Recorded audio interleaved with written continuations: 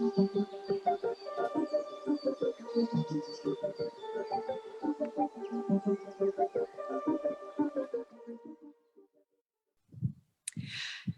there, and welcome to our Coaching Outdoors podcast. Today we are very lucky to have Gwyneth Jones coming to us all the way from Prague in the Czech Republic. So we're very excited to have an international guest on our podcast today. Gwyneth, it would be really wonderful if you could introduce yourself to our listeners. Okay, hello. Well, I'm not really that international. I'm from the UK, but I grew up in North Wales, actually. So beautiful countryside, very similar to where you are right now in terms of look. But I've been in Prague in the Czech Republic for 6 years altogether. And I came out here originally to just travel and teach English, but my real passion was always psychology and helping people. And yeah, over the last few years, I was able to put more energy into that. So I've done my, training as a coach and also with the Work That Reconnects. And I think for me, one of the big things that has come up consistently for years really is connection to nature and also awareness of the climate crisis. So for me, I've been looking at how to, overlap those two things. But yeah, I still do a little bit of teaching. It's a good way to keep things going. I also teach Welsh because I'm actually a native speaker of Welsh as well. And what else can I say about myself? There are many things to say, but I don't know. I've been living the lockdown life for the last year, as many of us have, and that's really given me a lot of opportunity to, I think, learn a lot more about a lot of things I wanted to explore for a long time. And one of those things is also gardening. So I've been very lucky to have a little allotment space as well, where I've been growing some vegetables. I've got some new seedlings on my window ledge now, getting ready for this year as well. Yeah. Perfect. And thank you for just giving us a little insight into yourself as a coach and as a person as well. And just building on that and your connection to the outdoors, it's a question we always kickstart with all our guests, is that it would be great to know your earliest memory of being outdoors and why do you enjoy being out there so much?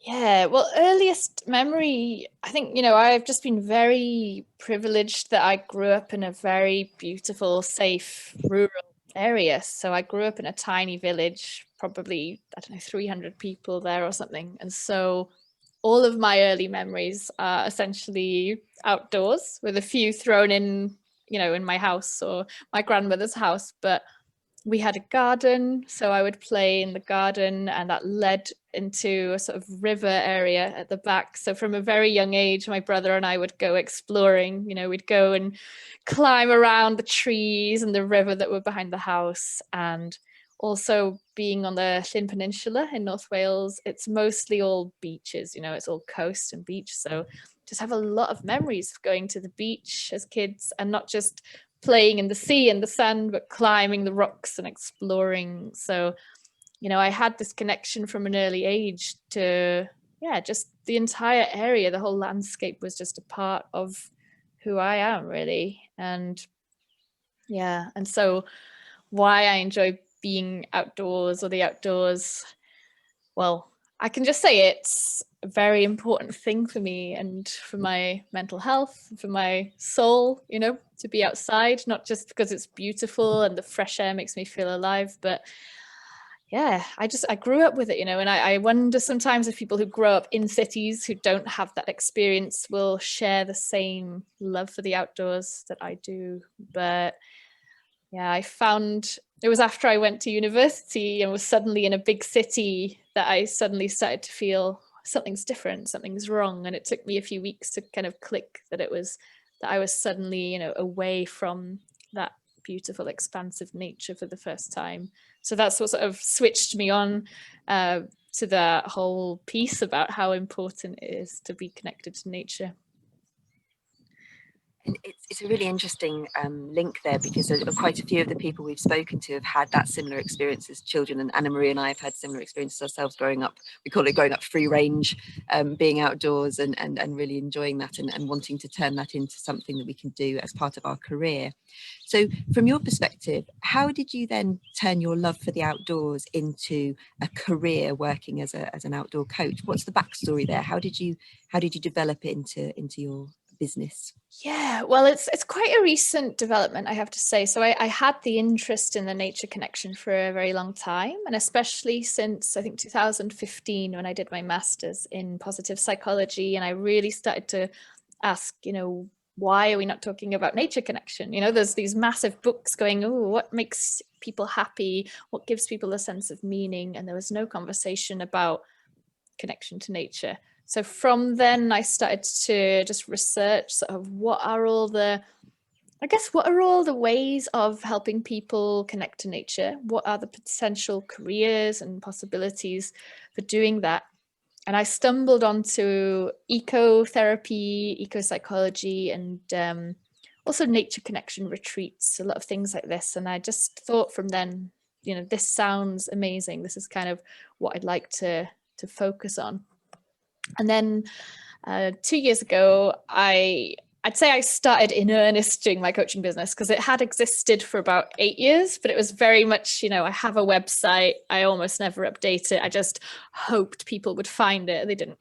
So I started to really focus on it a lot more a couple of years ago, and did my coaching qualifications towards getting the ICF accreditation a couple of years ago. And I just started writing stuff like this on my website, like I do coaching outdoors. And I think that does attract people, because they go, oh, that's a bit different, let's try that. And I just started with a few people that I was already talking to. I said, why don't we sit here, in this park instead of going to an office? Or why don't we go for a walk?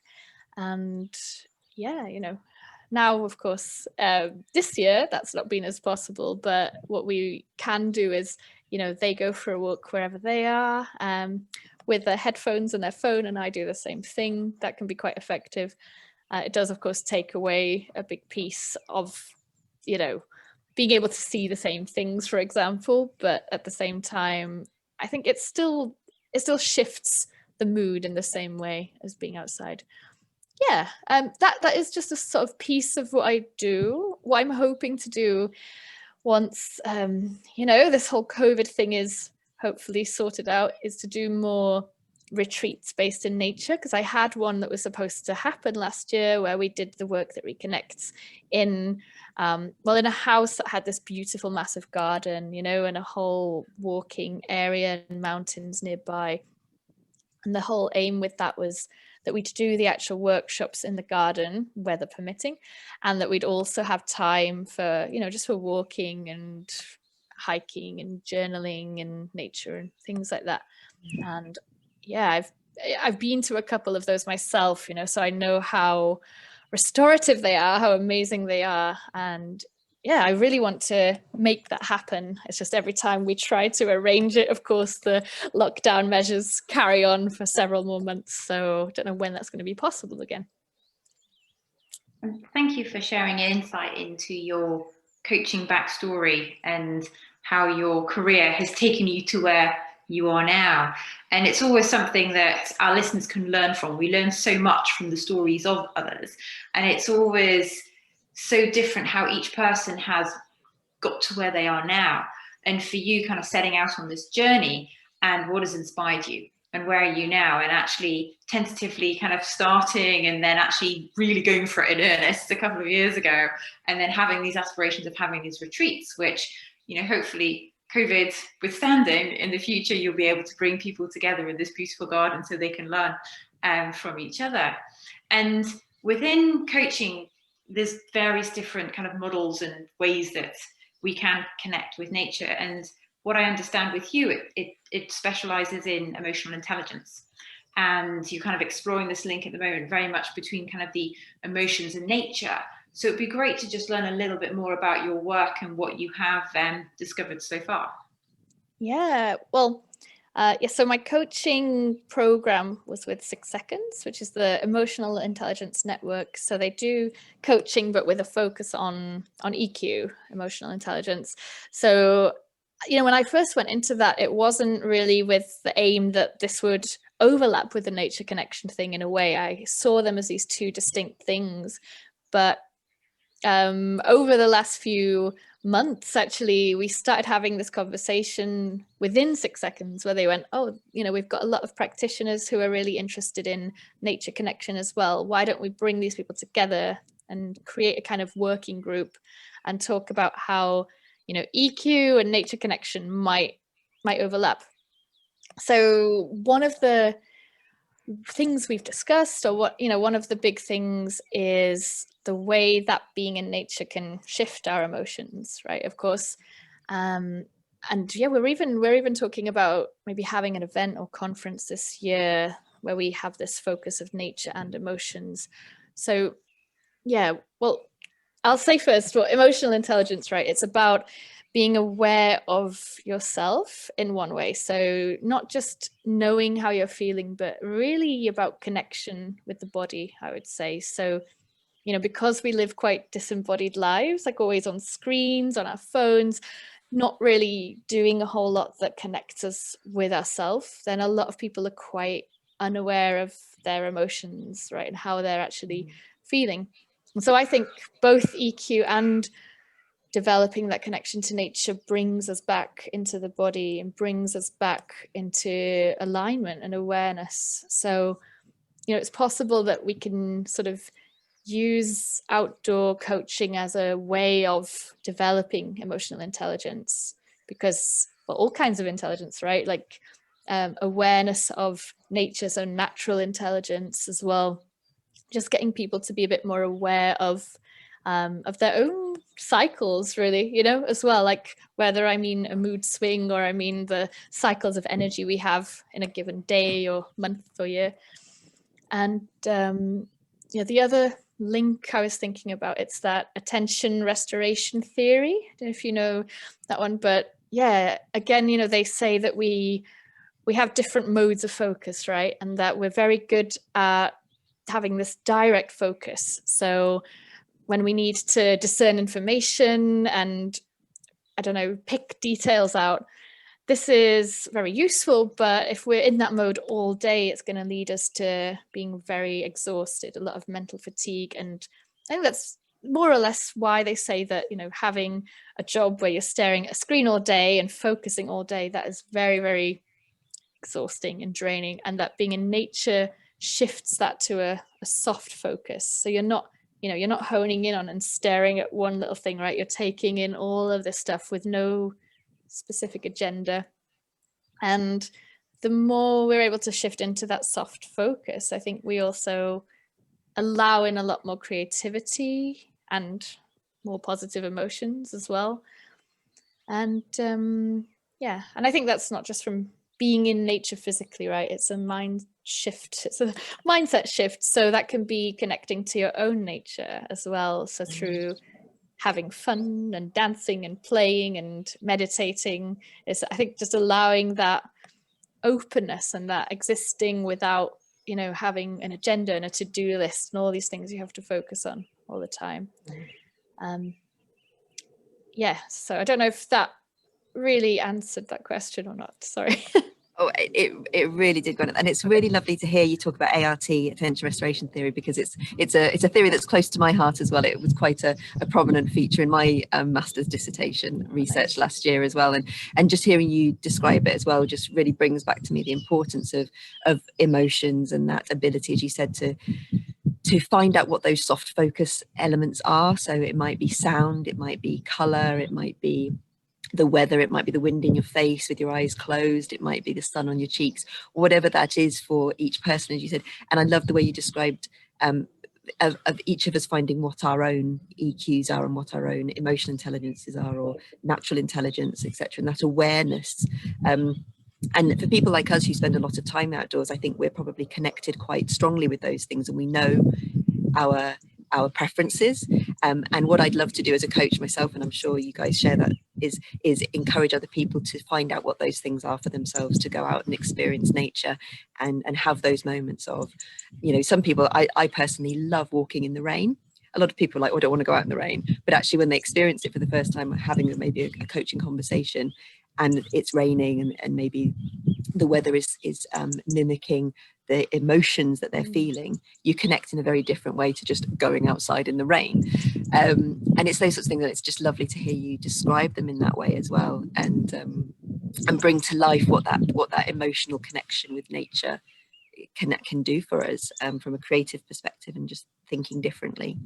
And it's interesting because obviously you mentioned that you did your master's as well, and I'm going to read out the title of your dissertation because I want to make sure I get this right. So I believe it was 30 minutes in nature a day can increase mood, well-being, meaning in life and mindfulness, effects of a pilot program, which sounds amazing to me. It'd be wonderful if you could give our listeners and us an insight into what that research was and what your findings were, and what the impact might be on us as outdoor practitioners. Yeah, absolutely. Well, I was very excited to actually get it published in some journal as well, so you can even go out there and read it.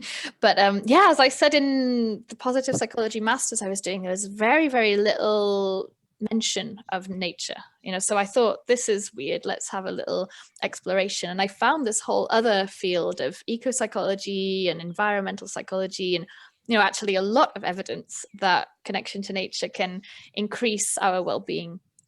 So I looked into that, but we talked a lot on the course about meaning as well. So not just, you know, hedonic happiness, feeling good and happy, but also about having a sense of deep meaning and even spiritual meaning. So anyway, what I did, I actually partnered with this program that is still going on called Rewild Your Life. I don't know if you know it, but it's a 30-day challenge where they get people to spend half an hour a day in nature. And I kind of just contacted them and said, hey, do you want to have a bit of scientific backing for what you're doing? And so my paper's like linked on their website even now, which is really nice. So what we did was, you know, got a lot of these different surveys that measure different things. So meaning in life and connection to nature, mindfulness. There were a lot of different surveys they had to take, but they were people who signed up to Rewild Your Life were given the link, you know, as an optional thing to fill those in at the beginning and then at the end. And of course I had to have a control group. So I had to find lots of random people who weren't doing the program as well. And the beautiful thing was we had statistical significance. You know, the people who did the program had much more positive emotions and fewer negative emotions, more sense of meaning in life, higher satisfaction with life. Yeah, and mindfulness as well. On the mindfulness scale, it had helped them become more mindful. And there were some things that I measured that didn't show an effect. So I was hoping environmentally friendly behaviors would also increase, but it didn't seem to be significant.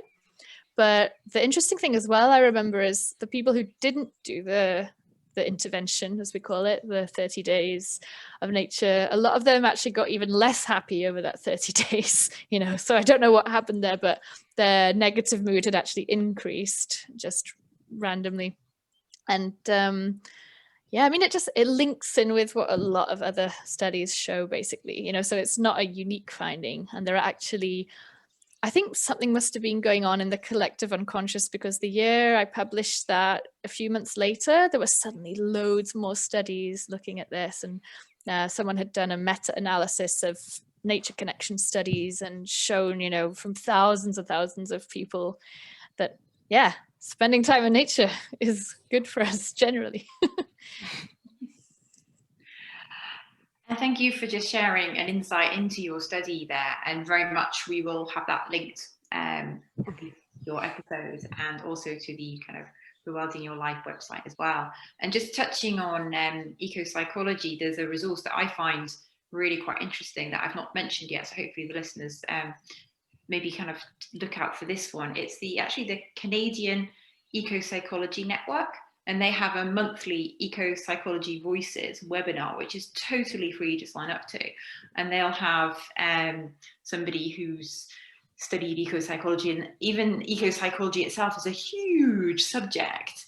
But it's really just interesting to kind of listen into and just kind of have a bit of a different perspective kind of beyond coaching. I find it really kind of supplements my coaching really nicely and just brings a different perspective into things. So there's kind of a few resources there that we'll make sure are kind of attached to this podcast.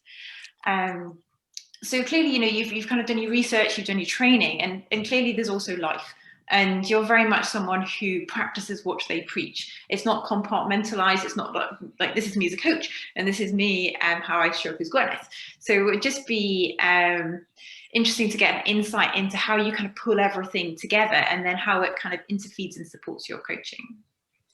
Yeah, it's tricky, you know. I think when you're self-employed and working from home in lockdown, it's natural that all the work-life boundaries just blur into each other anyway. So I don't really see much distinction between my professional and personal self right now, and that may or may not be a good thing. But no, yeah, in terms of this sort of practicing what you preach, well, firstly, yeah, I mean, one thing that's obvious as soon as you start to connect to nature is the climate crisis, right? You can't ignore that. You can't watch even a David Attenborough documentary now without him saying, you know, yes, and these animals are endangered because of human activity. So, you know, for me, there's no way that I can preach nature connection and then not think about my environmental footprint, for example. So, you know, of course, I try to do what I can in my personal life. Yeah, so growing my own vegetables. Obviously, not everyone has the time and privilege to do that, but you know, I do what I can, as we all do. So I also don't really buy new things very often. I'm very much one of these people who rocks up in secondhand clothes and buy secondhand electronics whenever I can. I mostly eat vegetarian, but I'm aware that I don't really understand nutrition enough to take huge leaps. So once a month, I will have some meat, you know. And yeah, so I think that's a big thing for us to, you know, to really think about how we're showing up in the world and what influence we're, you know, giving, right? Because if I'm a coach who's like flying off around the world several times a year and driving a big, I don't know, gas guzzling car or something, and then I'm talking about connecting to nature, that is disconnected in itself, I think. And also, yeah, my own connection to nature. And it's something I've had to constantly check in with myself over the last few months because, yeah, you know, as I said, with blurry work-life boundaries, there is a tendency to go, well, I'm at home as always, and I've got a free half hour. Let's do some work, you know, let's write my blog post about how important it is to take time to rest. So I have to constantly make sure I'm not sort of being hypocritical and not getting into workaholic mode myself too much, and not getting too tied up in the sort of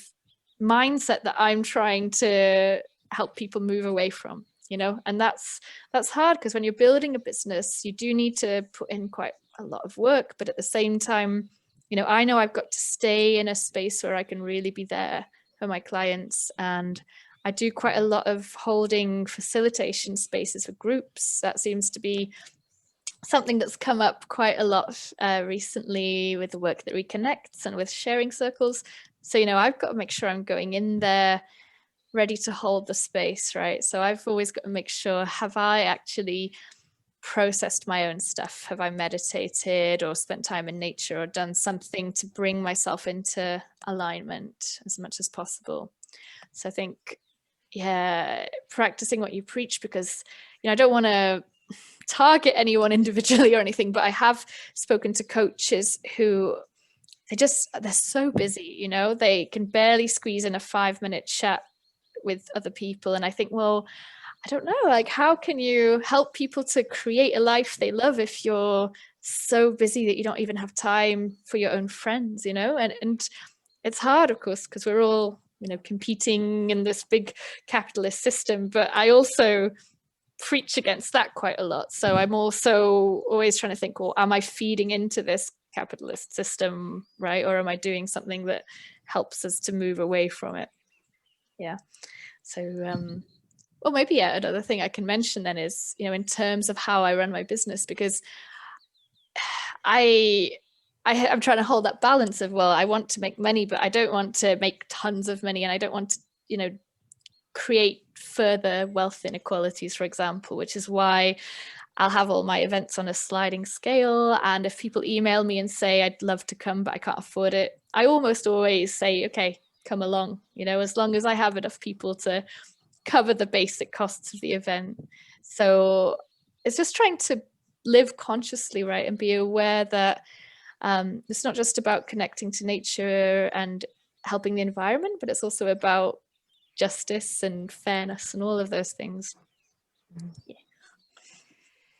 And bringing it out and thinking about those wider systems there, you've mentioned a number of the systems, obviously the wider system of nature itself, but also of society, of the environment. You mentioned some of the sort of big questions and big challenges we have at the moment around climate. And other things that are going on at the moment. And you also mentioned there your work as a Work That Reconnects facilitator. Can you explain a little bit to our listeners what that is and how that helps you to help your clients to work through some of these really big challenges, or these maybe almost existential challenges and themes that we have and that affect all of our lives at the moment? How does that facilitator role help you, and how does nature fit into that? Yeah, the Work That Reconnects is an amazing, I don't even know what to ever call it, a methodology or a process. So it was created by Joanna Macy several years ago when she was trying to help activists. Again, at the time they were anti-nuclear activists, and she called it despair and empowerment work originally. And I think the main finding in the beginning was that, we often try to push away or ignore our rage or fear or grief, right? There's always this message of, oh, just focus on the positive, just be happy.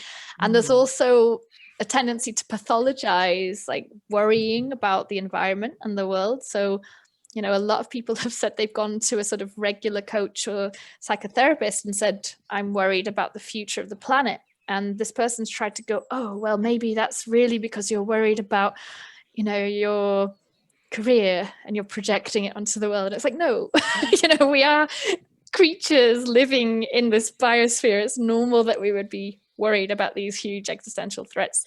So the Work That Reconnects is really about normalizing those worries and fears and that anger and grief, and having a space to actually go into them and process them. But not just that, it follows what they call the spiral. So the spiral is kind of a loose framework for how you would run a session of the Work That Reconnects, whether that's a 1 hour session, probably not 1 hour, but maybe 2-3 hours, or if it's a whole, 2-3 day workshop, which they often are. And it starts with gratitude, and that's the kind of beautiful connecting to nature gratitude, so you don't have to be outdoors for it, but it's really thinking about what do you love about being alive on this earth, what do you appreciate. And it's not just about nature, but that often comes out, it's thinking about places that you feel safe and happy, thinking about all of the things that are amazing about being alive. And then it moves to this honoring our pain for the world part. And this can get very, very intense, right? And one of the things about training with this is you have to become okay with that. You have to be able to see someone cry about species dying or, the future they're afraid they might not have, and not try to go, oh, they're there, it's okay, have a tissue. You let them experience that. And there's something very, very powerful about grieving together in a group. I think it really shifts it away from being alone at home crying about it to holding each other in that. And these parts of the workshops, they definitely should never be rushed. They can be a few hours long, or they can be an hour and a half or so. And then after that, it's about recognizing that, look, we're all really moved by things that are not just about our personal successes and lives, because we're always told, like, oh yeah, if you have money, then you'll be happy. Who cares about those other people or species? And it's like recognizing our interconnectedness to all of life, And for some people who come to the workshops, that's a massive realization. You know, they go, oh yeah, I'm actually not just concerned about my personal well-being and wealth. I'm actually connected to all of life. And that new realization comes to the next part of the spiral, which is seeing with new eyes. And for me, this is my favorite part, because there are lots of activities that are maybe role play or writing or visualizations, but they really invite you to look at life from a much more, you know, zoomed out angle. So looking, you might put yourself in the position of some ancestors you might have had, or some future descendants, or even a non-human creature. So there's one activity called the Council of All Beings, where everyone takes on a different non-human creature, and it could be the forest or a beaver or water, you know, whatever, and they speak as that, and it's really, yeah, it's really fun and really powerful. And then the final part is going forth. So it's really, you know, what will you take forward with you? What will you change? So, you know, from what I've said there, you can probably imagine that is a really nice circle to take into any coaching situation, even if you don't explicitly tell the person that's what you're doing in the session. I sort of have that in the back of my mind for any coaching session now, you know. So I think to myself, well, the first half hour might be honoring their pain, you know. It might be they can cry, they can rage, and it's nice for me, because I think in my early coaching days I thought, oh no, they're getting sad, I need to fix it, I need to immediately have a plan and a way out of this. But now I let that happen, and then I sort of let them come out of the other side naturally, and maybe then coax them to, you know, some slightly unusual activities that are seeing with new eyes based. And sometimes I do just bring an activity from the Work That Reconnects into the session, or adapt one somehow. And there are loads of activities. So there's the book Coming Back to Life by Joanna Macy and Molly Brown. It just has all of these activities listed in it, you know. And so you would, if you're doing a workshop, you would just pick as many as you need for the workshop, really, and adapt it.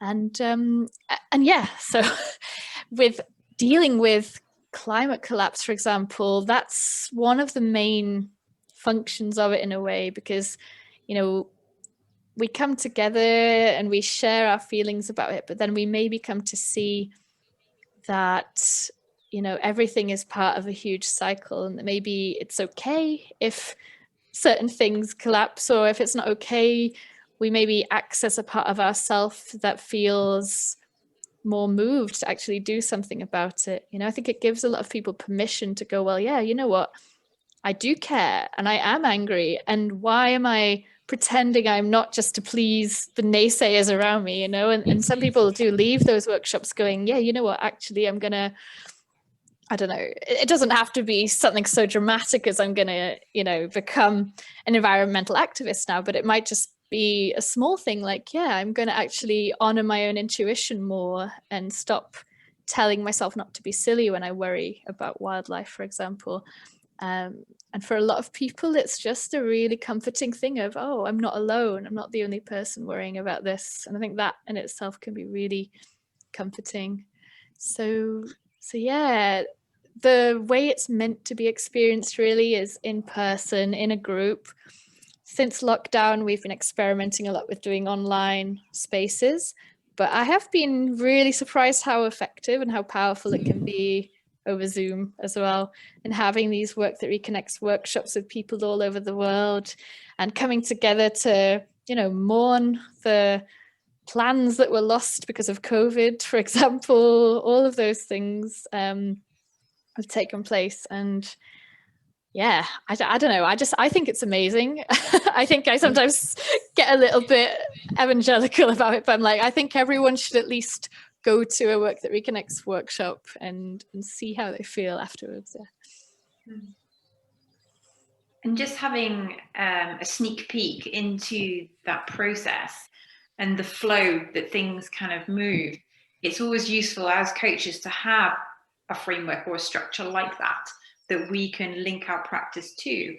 And often, as you alluded to, it's about learning the structure and the framework as a starting point, and then having the flexibility and the fluidity to kind of just organically move through it as well within our coaching, and also to cherry pick certain elements as well.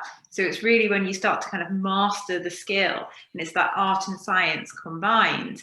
And the fact that just hearing you talk so passionately about, you know, the climate crisis, and as coaches, what can we do? How can we really support, you know, our clients come to grips with this? And then also as part of the kind of the wider process, the wider systems that we are all a part of, and how we live, how we show up, the decisions we make, the way we spend our money, how we are in a way reinforcing that system or actually choosing something different. So it's in a way, it's very powerful, reclaiming back our power in what do we want to do? How do we want to show up? How do we want to be each day? What message, what model are we sending to, you know, our clients? And just to kind of dive into kind of one final area before we start wrapping up, I'm super conscious of your time and how gracious you are giving away your knowledge and insights. But it's something around deep adaptation and setting your coaching against, you know, this wider ecological collapse and climate crisis, just taking it a bit further. What does that concept mean to you? Yeah, so deep adaptation, I guess it means different things for different people as well. So the term, as far as I'm aware, came out of this paper by Jem Bendel, who wrote a very long paper about how well, how humanity doesn't have much of a hope of things getting better. It's quite a traumatizing paper to read, but from there's this whole deep adaptation movement. So you can actually find online forums for people in different professions who are saying, right, how are we going to adapt to extreme climate change? The network itself does have a belief that massive societal collapse is going to happen. Whereas, you know, the critics say, well, we have no proof that that will happen. And I don't know, honestly, I don't know what will happen. You know, I'm not psychic. Nobody knows. But we do know in terms of the environmental impacts, what are probably going to happen. So for me, I've gone into the Deep Adaptation Network. I've registered myself as a guide for deep adaptation. And what I mean with that is, you know, helping people, again, to emotionally process the realities of the climate crisis. And I use the Work That Reconnects for that a lot.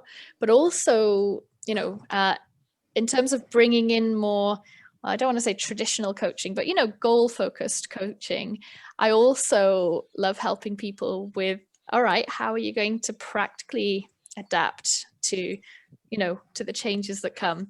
And that is really, it's about taking a very hard look at what the predictions are about the climate crisis. So asking honest questions like, okay, well, it's quite likely the sea level is going to rise 1 meter or 2. So, you know, are you planning to live on the coast?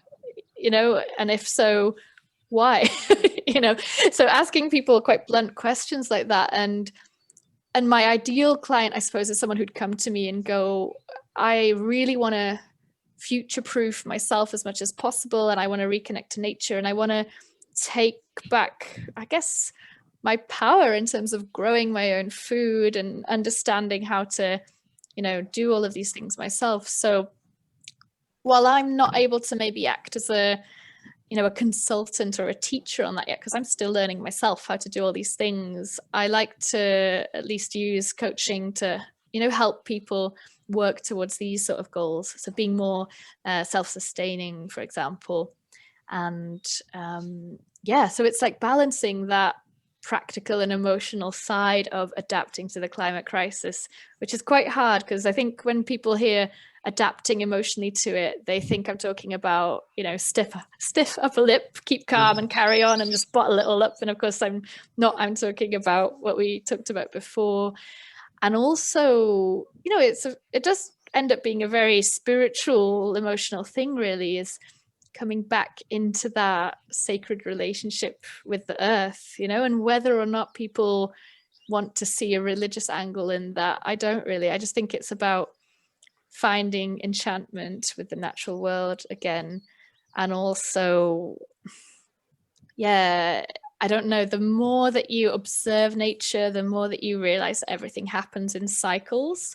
I think the more we're able to detach from specific external outcomes as well, right? So if you think, oh, I'm only going to be happy when I make this much money, get this kind of car, get this kind of job, then you're kind of making yourself really vulnerable to shocks in the system. Whereas if you're more focused on those internal things, like I want to be a good person, or I want to be a person with a strong community around me, or I want to be more resilient in terms of knowing how to grow my own food. I think those are things that I'm more interested in helping people with anyway.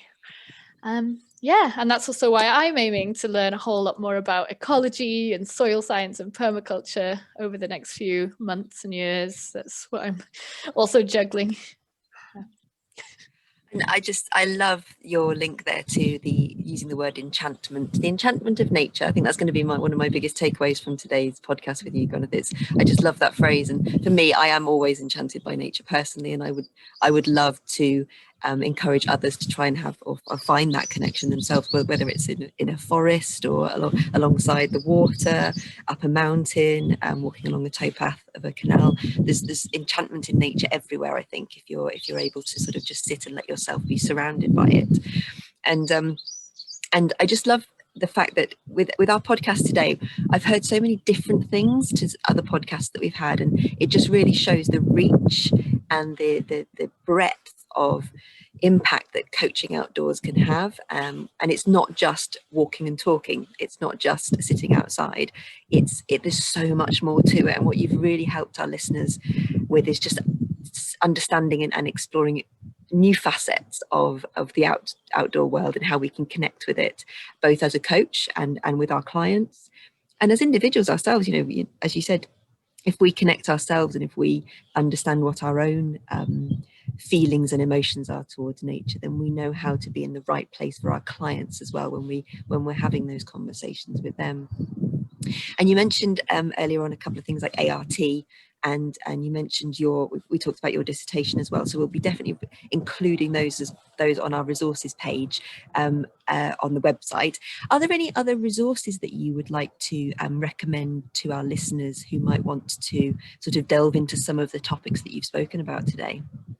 Yeah, I mean, I would definitely say to have a look into the Work That Reconnects. There's a website, there's a whole sort of community that you can explore, and they have an events page as well, so you can find, what's going on there. For me, I think ecopsychology or ecotherapy are really good things to look up, and it's hard to know what to recommend as a starting point. I'm in a group on Facebook called Ecopsychology, and I love the things that people post in there. I find that very helpful. And I'm actually doing this 12-week ecopsychology course at the moment as well that I found out about through there.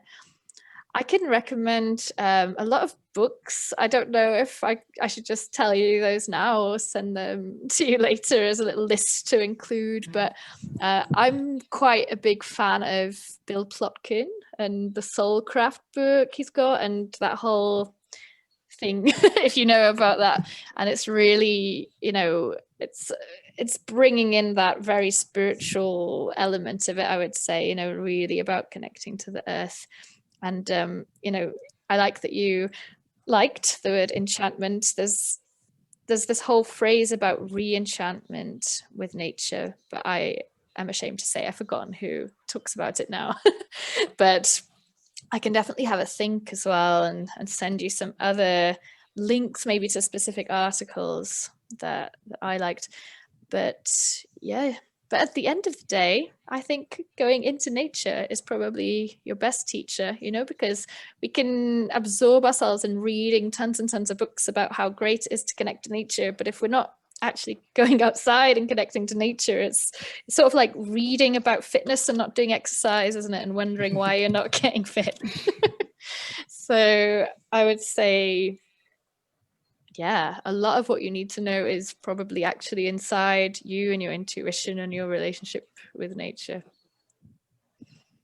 I think that pulls it together perfectly. Going into nature is your greatest teacher. That's a really suitable point to pull everything together. And thank you so much, Gwyneth, for giving your time, sharing your expertise. It's really the more people that Alex and I have the honor of speaking to, and learning from. It just, there's layers and layers, and our podcast is just going in so many different directions, which we always knew it would. But when you start out on a project like this and you reach out across your network to request people to be involved, you never kind of quite know where it's going to go and how it's going to grow and what opportunities are going to kind of emerge from it. So thank you so much for being a part of this adventure that we are on, and sharing your knowledge with our listeners. Just to signpost our website, coaching-outdoors.com, coaching-outdoors.com, though hopefully you have already stumbled across it, and it's how you're listening to this podcast today. Though there's a treasure trove of goodies in there which are building every couple of weeks as we have more and more phenomenal guests on who share their experience. So a big thank you from me, and we would love to have you back at some point in the future to learn more and update on your next projects. Yeah, thank you for having me. And it's been great talking here. And I think it's always nice to be invited onto stuff like this, because you get to put your own thoughts together and organize them a bit more. So I almost come out of this feeling clearer on what I'm doing. So that's really nice. That's wonderful, Gwyneth. So thank you very much for today, and we'll share our next podcast with you. Thank you. So if you enjoyed what you've heard, like it, share across your network, and subscribe to our YouTube channel and LinkedIn community page, the Coaching Outdoor Podcast. Thanks so much in advance for your support.